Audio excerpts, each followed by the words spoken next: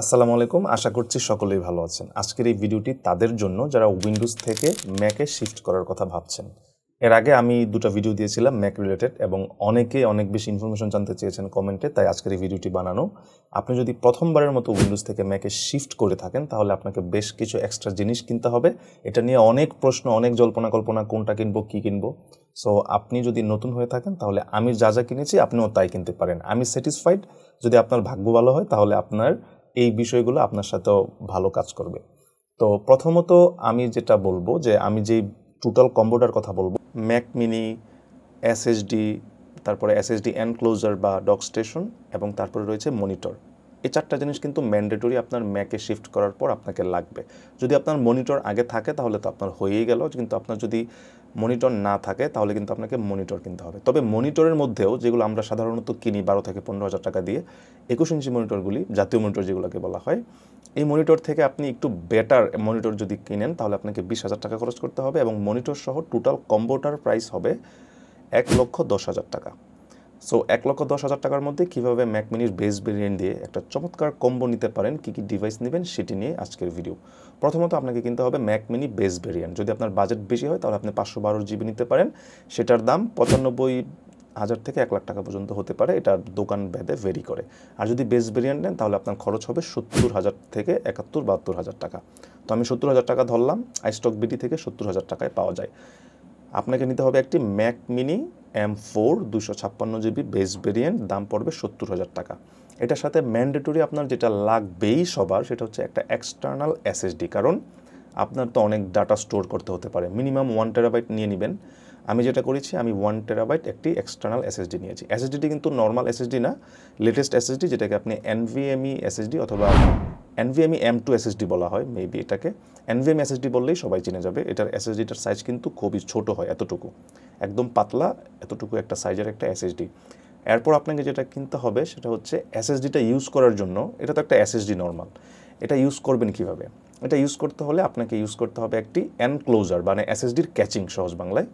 অথবা আপনি যদি এসএসডি এনক্লোজার ব্যবহার না করেন তাহলে আপনাকে ইউজ করতে হতে পারে আরেকটু স্মার্ট বা একটু বাজেট বাড়িয়ে, এটা হচ্ছে ডক স্টেশন। ডক স্টেশনটি হচ্ছে M2-র সাথে নিচে ইউজ করার জন্য একটি চমৎকার ডিভাইস, যেটি এনক্লোজারের মতোই ব্যবহার করা হয়, তবে ওটা ডক স্টেশন হিসেবে থাকে এবং M2-র নিচে ব্যবহার করতে হয়, যার কারণে আপনার এক্সট্রা কোনো কেবলের প্রয়োজন হলো না, মানে এক্সট্রা কেবলের হ্যাসেল নিতে হলো না এবং খুব সুন্দর স্মার্টভাবে আপনার ডেস্কে ইউজ করতে পারলেন। এটার জন্য আমি 7,000 টাকা দিয়ে মেবি কিনে নিয়েছি। আপনার ব্র্যান্ড ভেদে 7 থেকে 10,000 টাকার মধ্যে এটার প্রাইসটা হতে পারে। আর যদি আপনি এনক্লোজার নেন তাহলে আপনাকে হয়তো কমের মধ্যেই আপনি পেয়ে যাবেন, 2700-2800 বা 3,000 টাকার মধ্যে। আপনার যদি বাজেট বেশি হয় তাহলে আমি রিকমেন্ড করবো আপনি ডক স্টেশনটা নিতে পারেন। আর যদি বাজেট একটু কম হয় তাহলে আপনি শুধুমাত্র এনক্লোজার নিলেই হয়ে যাবে, ইউগ্রিন এনক্লোজার, সেটার দাম 2700 বা 2800 হতে পারে।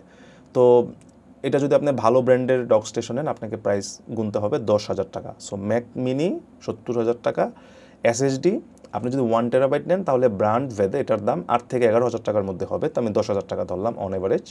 70,000 টাকা প্লাস 10,000 টাকা আপনাকে গুনতে হবে 80,000 টাকা। 80,000 টাকার পরে আপনাকে ডক স্টেশন যদি কিনেন আরও 10,000 টাকা ধরলাম, তাহলে আপনার হবে 90,000 টাকা। এরপর আপনার বাকি রইল একটি মনিটর। মনিটর কিন্তু খুবই ইম্পর্টেন্ট। আপনার যদি মনিটর আগে থাকে উইন্ডোজ ব্যবহার করার সময় তাহলে তো খুবই ভালো, আপনার 90,000 টাকার মধ্যেই হয়ে গেল। আর যদি আপনার মনিটর না থাকে এবং মনে করেন যে ভাই আমি আরেকটু ভালো মনিটর নিতে চাই, 21 ইঞ্চি যেগুলো আপনারা জাতীয় মনিটর হিসাবে ব্যবহার করি, এর থেকে আরেকটু ভালো মনিটর নেই, তাহলে আমি যেটা কিনেছি কিছুদিন আগে আমার জন্য এবং সেটা আমি খুবই স্যাটিসফাইড কেনার পরে, বাজেটের মধ্যে এটা খুবই চমৎকার মনিটর। এটা হচ্ছে Xiaomi A27Q।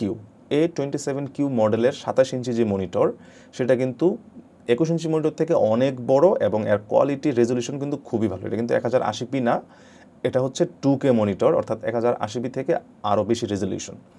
সো এই টোটাল প্যাকেজটি যদি আপনি নেন, মনিটরের দাম 19,700 বা 500 সামথিং আপনি স্টারটেক থেকে নিতে পারেন, Xiaomi Redmi A27Q এই ব্র্যান্ডের। টোটাল আপনাকে খরচ করতে হবে 1,10,000 টাকা যদি আপনি উইন্ডোজ থেকে ম্যাকে শিফট করেন। যদি আপনি মনিটর না কেনেন তাহলে আপনাকে খরচ করতে হবে মাত্র 90,000 টাকা। তাহলে কিন্তু আপনার সেটআপটি কমপ্লিট এবং এই সেটআপে আপনার ইউজুয়াল সকল কাজ আপনি করতে পারবেন, যেটা আপনি উইন্ডোজে আপনার অনেক মানে হ্যাং করে বা অন্যান্য সমস্যা থাকে, অনেক সাউন্ড হয়, গ্রাফিক্স কার্ড, এইসব ঝামেলা নিতে হবে না। মোটামুটি আপনার ফটোশপ, তারপরে লাইটরুম যারা কাজ করেন, ভিডিও এডিটিংয়ের লাইট কাজগুলো তারা কিন্তু বেস ভেরিয়েন্ট দিয়েই করতে পারবেন। তবে হ্যাঁ, আপনার যদি আরও পাওয়ার দরকার হয় তাহলে আপনি র্যাম বাড়িয়ে নেবেন বা স্টোরেজ বাড়িয়ে নেবেন, সেটা আপনার বাজেটের উপর ডিপেন্ড করে। আমি বেস ভেরিয়েন্টটা দিয়ে শুধুমাত্র আপনাদেরকে এক্সাম্পল দিলাম। সো আপনি যদি ম্যাক মিনি নিউ ইউজার হয়ে থাকেন বা নেওয়ার কথা ভেবে থাকেন, তাহলে নিশ্চিতভাবে আপনার এই ভিডিওটা আপনাকে হেল্প করবে। আমি সেই সকল পরামর্শ আপনাকে দিলাম যে পরামর্শগুলি আসলে আমি নিজে ব্যবহার করে এক্সপেরিমেন্ট করেছি এবং আমি নিজে এই সেটআপটা নিয়ে অনেক বেশি স্যাটিসফাইড। আমি ভিডিও শেষে আবারও রিপিট করি, আপনাকে নিতে হবে একটি Mac mini M4 base variant 70,000, আপনাকে নিতে হবে একটি এসএসডি 10,000 টাকা, ব্র্যান্ড ভেদে কম বেশি হতে পারে। আপনাকে নিতে হবে একটি এসএসডি ইউজ করার জন্য এনক্লোজার অথবা ডক স্টেশন। বাজেট কম হলে এনক্লোজার নেবেন 2700 টাকা, যদি বাজেট বেশি হয় আপনি নেবেন একটি ডক স্টেশন 10,000 টাকা বা 8,000 টাকা 7,000 টাকা, এটা ব্র্যান্ড ভেদে ভেরি করতে পারে। আমি যেটা নিয়েছি সেটা হচ্ছে পলটেক এরকম একটা, বা ইউগ্রেনিয়ান আপনি নিতে পারেন।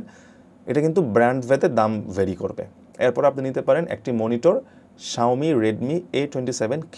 এই টোটাল কম্বোটা আমি নিয়েছি, আমি এবং এই সেটআপে খুবই স্যাটিসফাইড। হ্যাঁ, আমি অবশ্যই ম্যাক মিনি বেস ভেরিয়েন্টের 512 জিবি নিয়েছি, আমি বেস ভেরিয়েন্ট 256 জিবি নিইনি। আমার একটু বেশি স্টোরেজ দরকার ছিল, তাই আমার বাজেটটাও একটু বেশি পড়েছে। সেটা আপনি অ্যাডজাস্ট করে নেবেন আপনার সামর্থ্য এবং বাজেট অনুসারে। আশা করছি এই ভিডিওটি আপনাকে হেল্প করবে। তারপরে যদি আপনার আরও কোনো প্রশ্ন থাকে আপনি ভিডিওর কমেন্টে বলবেন, আমি চেষ্টা করব আমার এক্সপিরিয়েন্স থেকে আপনাদেরকে অ্যান্সার দিয়ে দেওয়ার। Thank you.